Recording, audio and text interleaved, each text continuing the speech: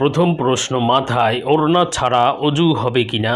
দ্বিতীয় প্রশ্ন, 4 রাকাত সুন্নত নামাজের সব রাকাতই কি সূরা মিলাতে হবে। তৃতীয় প্রশ্ন, আজান চলা অবস্থায় নামাজ পড়া যাবে কিনা। চতুর্থ প্রশ্ন, দাঁতের ফাঁকে থাকা খাদ্যকণা নামাজের ভেতরে বের হলে নামাজ হবে কিনা। এবং পঞ্চম প্রশ্ন, গরম চা বা গরম খাবার কি ফু দিয়ে খাওয়া হারাম। আসসালামু আলাইকুম ওয়া রাহমাতুল্লাহি ওয়া বারাকাতুহু। আলহামদুলিল্লাহি ওয়াহদাহু ওয়াসসালাতু ওয়াসসালামু আলা মান লা নাবিয়্যা বা'দা। প্রিয় দর্শক, অত্যন্ত গুরুত্বপূর্ণ অসংখ্য প্রশ্ন আপনাদের থেকেই আমাদের কাছে এসেছে। সেখান থেকে নির্বাচিত 5টি প্রশ্নের জবাব নিয়ে আজকের এই ভিডিওতে বিস্তারিতভাবে প্রমাণসহ আলোচনা করবে ইনশাআল্লাহ। সুতরাং ভিডিওটি মনোযোগ সহকারে শেষ পর্যন্ত দেখবেন। আপনার কোনো প্রশ্ন থাকলে অবশ্যই কমেন্ট বক্সে লিখে রাখবেন, আমরা ভিডিওর মাধ্যমে জবাব দেব ইনশাআল্লাহ। তো প্রিয় দর্শক, প্রথমেই বলে নেই যে আমরা এই মাসআলাগুলো কোন কোন কিতাব থেকে আলোচনা করেছি তথা আমাদের আলোচনার দলিল প্রমাণ কি, প্রামাণ্য গ্রন্থসমূহ কি কি। তো আমরা আলোচনা করেছি ফাতাওয়া হিন্দিয়া 5 নম্বর খণ্ডের 32 নম্বর পৃষ্ঠা এবং সূরা আহজাবের আয়াত নম্বর 59 এবং সহিহ মুহিতুল বুরহানি কিতাবের 2 নম্বর খণ্ডের 309 নম্বর পৃষ্ঠা এবং বাহরুর রাইক কিতাবের 1 নম্বর খণ্ডের 510 নম্বর পৃষ্ঠা এবং আদ-দুররুল মুখতার কিতাবের 2 নম্বর খণ্ডের 78 নম্বর পৃষ্ঠা এবং রদ্দুল মুহতার কিতাবের 1 নম্বর খণ্ডের 409 নম্বর পৃষ্ঠা এবং কিতাবুন নওয়াজিল এর 4 নম্বর খণ্ডের 100 নম্বর পৃষ্ঠা এবং মারাকিল ফালা কিতাবের 1 নম্বর খণ্ডের 121 নম্বর পৃষ্ঠা এবং নুরুল ইজাহ কিতাবের 1 নম্বর খণ্ডের 68 নম্বর পৃষ্ঠা এবং মুসনাদে আহমদের হাদিস নম্বর 2817 এবং সহিহ ইবনে হিব্বানের হাদিস নম্বর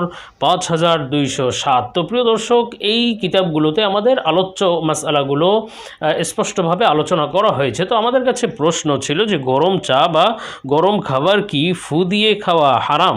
দেখুন প্রিয় দর্শক, গরম চা হোক অথবা গরম খাবার হোক, যে কোনো খাবার অত্যন্ত গরম হলে গরম খাবার খাওয়ার ব্যাপারে হাদিসে নিষেধ রয়েছে, কেননা এতে শারীরিক ক্ষতি রয়েছে এবং এটি উচিত নয়। তো গরম খাবার যদি আমরা সরাসরি না খাই, বরং সেটা যদি ফু দিয়ে ঠান্ডা করি তাহলে খাওয়া যাবে কিনা, অর্থাৎ ফু দিয়ে ঠান্ডা করে খাওয়া যাবে কিনা এ সম্পর্কেও হাদিসে নিষেধ রয়েছে। রাসূল সাল্লাল্লাহু আলাইহি ওয়াসাল্লাম ফু দিয়ে খাবার খেতে নিষেধ করেছেন, কেননা এতেও শারীরিক বিভিন্ন ক্ষতি রয়েছে। তবে এখন এই ফু দিয়ে খেলে খাবারটা কি হারাম হবে, যেটা প্রশ্ন করা হয়েছে।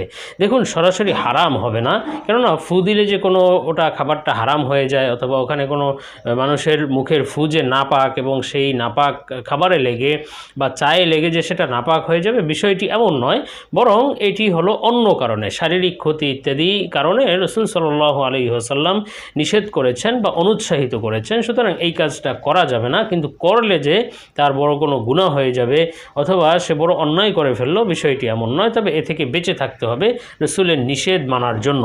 এরপরে প্রশ্ন ছিল যে দাঁতের ফাঁকে থাকা খাদ্যকণা নামাজের ভেতরে বের হলে নামাজ হবে কিনা। দেখুন প্রিয় দর্শক, দাঁতের ফাঁকে থাকা খাদ্যকণা যদি নামাজ অবস্থায় মুখের ভিতরে বের হয়ে আসে এবং সেটা যদি গিলে ফেলে বা সেটা যদি সে পেটের ভিতরে নিয়ে নেয়, এক্ষেত্রে নামাজ হবে কি হবে না। দেখুন, এক্ষেত্রে বেশ কয়েকটি বিষয় মনে রাখতে হবে। প্রথম কথা হলো, যদি মুখের বাহির থেকে কোনো খাবার বা কোনো কিছু মানুষ স্বেচ্ছায় যদি মুখের ভিতরে নিয়ে নেয় নামাজের মধ্যে বা খেয়ে ফেলে, তাহলে তার নামাজ ভঙ্গ হয়ে যায়। সেই জিনিসটা সামান্য হলেও বা ছোট হলেও নামাজ ভঙ্গ হয়ে যাবে যদি মুখের বাহির থেকে মুখের ভিতরে নিয়ে নেয়। এটি হলো একটি কথা। এরপরে দ্বিতীয় কথা হলো, যদি মুখের ভিতরে না নেয়, বাহির থেকে যদি না নেয়, বরং ভিতরে থাকা খাদ্য, যেটা প্রশ্নে উল্লেখ করা হয়েছে, ভিতরে থাকা খাদ্য যদি গিলে ফেলে অথবা সেটা যদি সে পেটের ভিতরে নিয়ে নেয়, তাহলে মাসআলা হলো, যদি সেই খাদ্য কণাটা যদি চনা বুটের পরিমাণ, ছোলা বুট আছে না যে বুট ডাল, সেই বুটের পরিমাণ যদি হয় বা তার চেয়ে যদি বড় হয়, সেক্ষেত্রে তার নামাজ ভঙ্গ হয়ে যাবে সেই খাদ্যকণা নামাজের মধ্যে গিলে ফেলার কারণে। কেননা অর্থাৎ এখানে মূল বিষয় হলো যে যেই খাবারটি সে গিলে ফেলেছে মুখের ভিতর থেকে, সেই খাবারটি যদি বড় হয় তাহলে তার নামাজ ভাঙবে, আর যদি সামান্য হয় তাহলে তার নামাজ ভাঙবে না।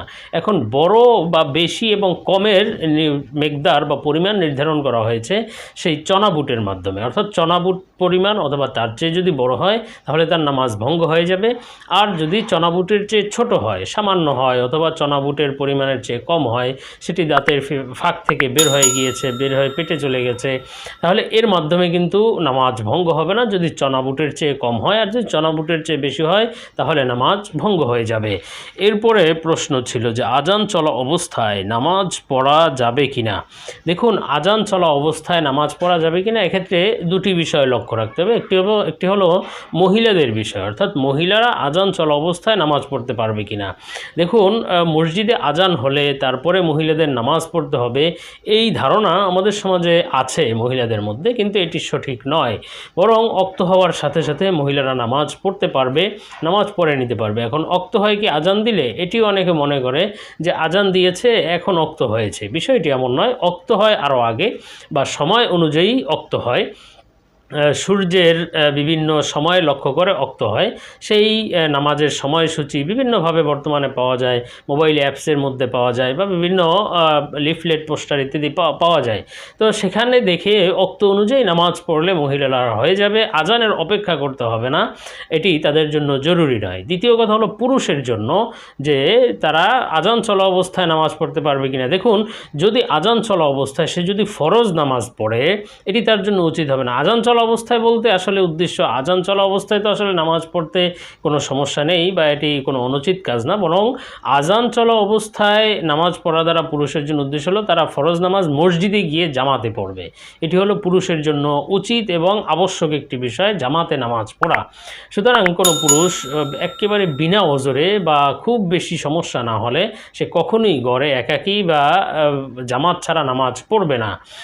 এই জন্য তাকে বলা হবে যে তুমি আজান ছাড়া, অর্থাৎ আজান চলা অবস্থায় হোক, মোট কথা মসজিদে বা জামাত ছাড়া তুমি নামাজ পড়ো না, এটি হলো পুরুষদের বিষয়। কিন্তু সাধারণ অবস্থায় আজান চলা অবস্থায় নামাজ পড়লে কোনো সমস্যা নাই, পুরুষ মহিলা কারোর জন্যই কোনো সমস্যা নেই, নামাজ পড়তে পারবে। তবে মহিলাদের জন্য অক্ত হওয়ার সাথে সাথেই তারা নামাজ পড়তে পারবে, পুরুষের জন্য উচিত হলো মসজিদে গিয়ে জামাতের সাথে নামাজ আদায় করা।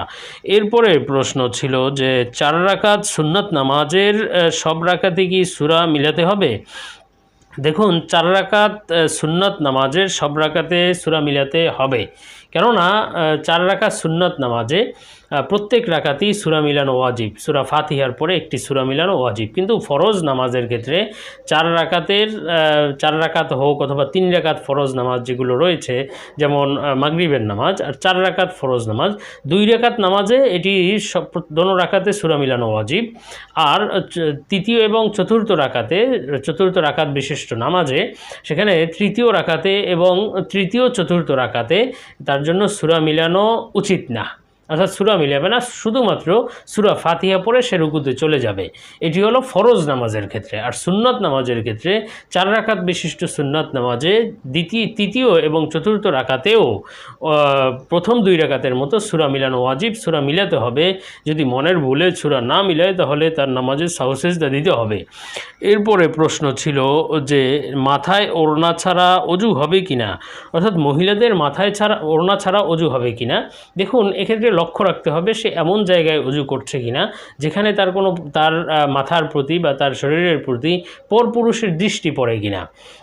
এমন জায়গায় সে অজু করছে যেখানে পরপুরুষ তাকে দেখছে, সেক্ষেত্রে তার মাথায় ওড়না দিয়ে, অর্থাৎ সম্পূর্ণ শরীর ঢেকেই তার অজু করতে হবে। সেই মাথায় ওড়না থাকতে হবে, অর্থাৎ সম্পূর্ণ শরীর ঢাকা থাকতে হবে, যেন গায়রে মাহরামের নজরে সে না পড়ে। আর যদি সে অজুটা এমন জায়গায় করে, কোনো গোসলখানায় আবদ্ধ জায়গায় বা যেখানে পরপুরুষ তাকে দেখছে না, সেক্ষেত্রে তার অজু করতে মাথায় ওড়না থাকতেই হবে, না হলে অজু হবে না। বিষয়টি এমন নয়, বরং সে মাথায় ওড়না ছাড়াও অজু করতে পারবে, অজু হয়ে যাবে। তবে ওই গয়রে মাহরামকে লক্ষ্য রাখতে হবে যেন তার ওই মাথায় ওড়না ছাড়া অবস্থায় তাকে না দেখে, সেক্ষেত্রে বেপরদা হওয়ার সম্ভাবনা এবং গুনাহ হওয়ার সম্ভাবনা। আশা করি বিষয়গুলো বুঝতে পেরেছেন। আল্লাহ তাআলা আমাদেরকে বুঝার তৌফিক দান করুন, আমলের তৌফিক দান করুন। আল্লাহুম্মা আমিন।